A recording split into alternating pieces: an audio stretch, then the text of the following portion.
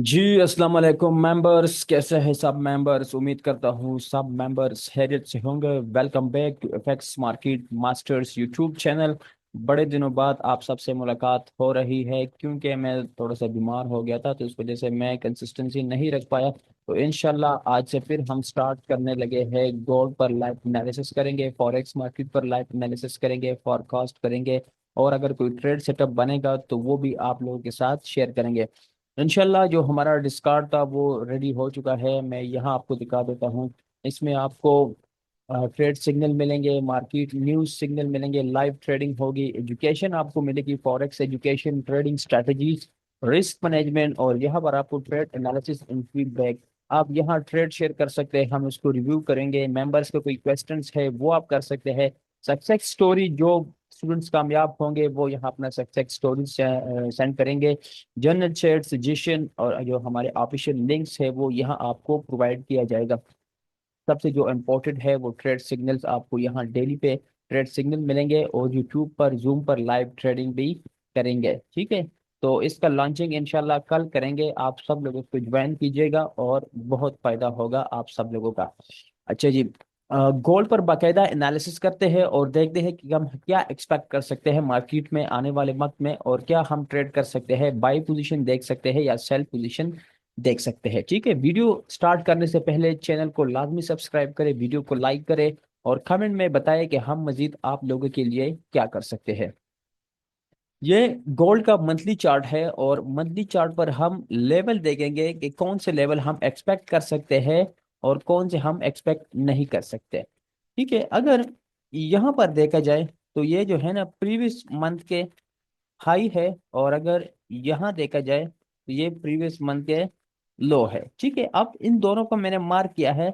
अब ये जो प्राइस है ना, ये तकरीबन इस महीने में जितने भी ये प्राइस मूवमेंट कर रही है बुलिश है, और इस कैंडल के मुताबिक ये कंसोलिडेशन में है। कंसोलिडेशन में इसीलिए है क्योंकि ना तो इसी ने इसका लो ब्रेक किया है और ना हाई ब्रेक किया है। लेकिन अगर मैं यहाँ पर देखूँ तो यहाँ मेरे पास एक पीडी रे है, फेयर वैल्यू गैप है मंथली पर। प्राइस ने क्या किया है, यहाँ पर आके इस कैंडल के लो को वो ब्रेक किया है, और यहाँ इंटरनल रेंज जो लिक्विडिटी है उसको हंट किया है, और दोबारा जो है ना प्राइस यहाँ जाके क्लोज हुए है। तो परफेक्टली इस जो पीडी एरे है उसको रिस्पेक्ट दिया है मार्केट ने, और जो नेक्स्ट कैंडल है वो भी बुलिश क्लोज होता जा रहा है। तो अब एक्सपेक्टेड ये है कि ये लो है और ये हाई है, लेकिन हम क्या देख रहे हैं कि मार्केट इस हाई के नजदीक है। तो हम ये एक्सपेक्ट कर सकते हैं कि मार्केट इस हाई को ब्रेक करे, ब्रेक कर सकता है मार्केट इस हाई को। ये एक एक्सटर्नल रेंज लिक्विडिटी भी है, और यहाँ ड्रॉ ऑन लिक्विडिटी भी है। ठीक है, तो हम इसको ब्रेक करना एक्सपेक्ट कर सकते हैं।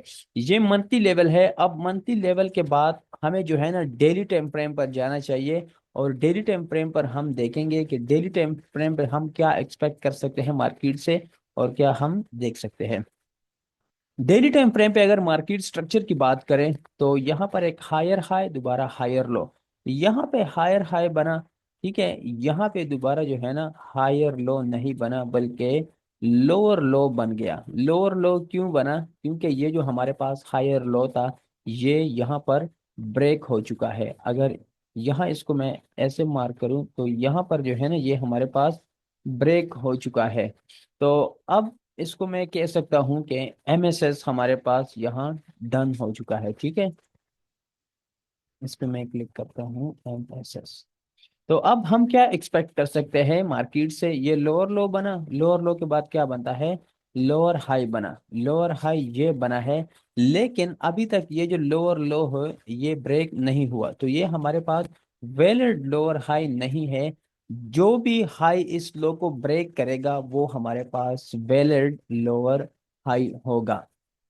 ठीक है, यहाँ की बात करें तो अगर डेली टाइम फ्रेम पे मैं यहाँ देखूँ ना, आपको एक पीडी रे यहाँ पे मार्क करूँ, तो यहाँ मैं दोबारा इसको मार्क करता हूँ।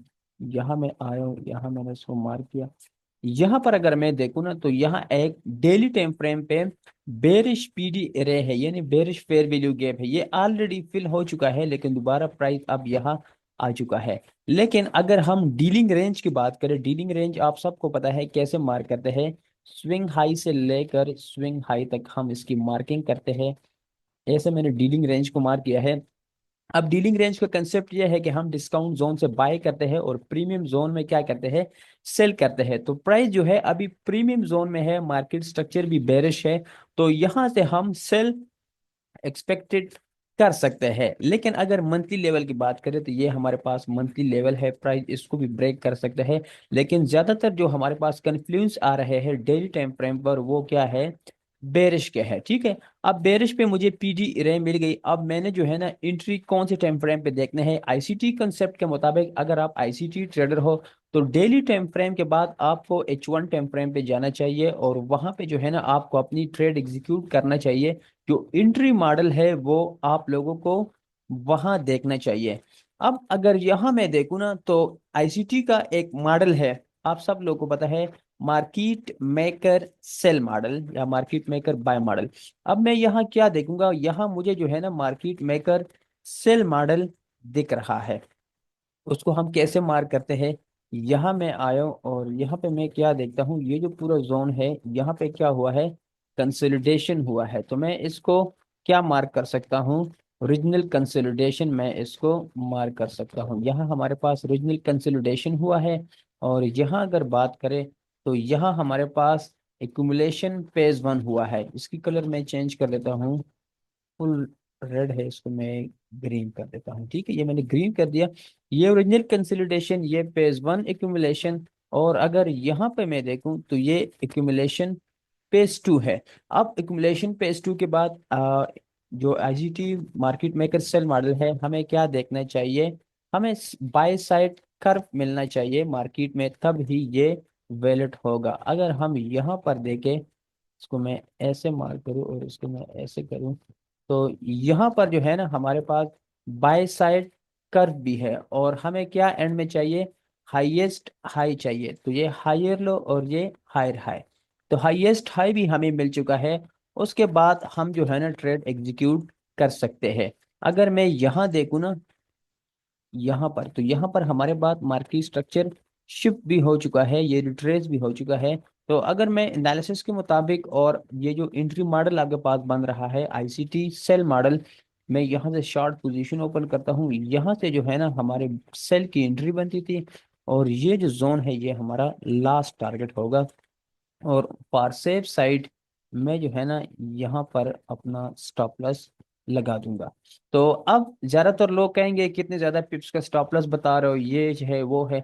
तो भाई आपने पिप्स नहीं देखना, पिप्स के जरिए आपको प्रॉफिट या लॉस नहीं होगा, आपने रिस्क रिवार्ड रेशियो देखना है। रिस्क का मतलब है कि आप लॉस कितना कर रहे हो, रिवार्ड का मतलब है आपको प्रॉफिट कितना हो रहा है। तो आपका जो है ना पिप्स के साथ कोई मतलब नहीं बनता, आपने रिस्क रिवार्ड रेशियो हमेशा देखना है।